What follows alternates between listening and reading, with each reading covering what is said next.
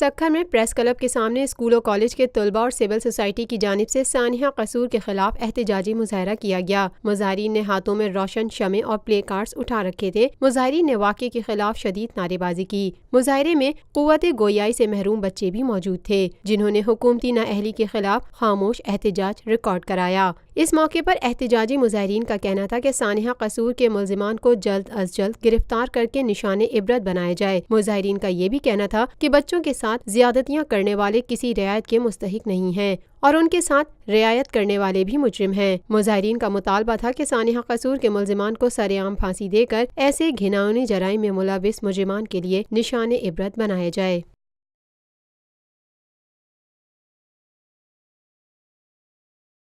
پاکستان میں پہلی مرتبہ حالات حاضرہ کے مختصر مگر جامع پروگرامز، خبروں، تبصروں کے علاوہ دیگر سماجی، تجارتی، ثقافتی، تفریحی، معلوماتی، مذہبی، تعلیمی، صحت اور بچوں کے پروگرامز صرف TNN TV پر۔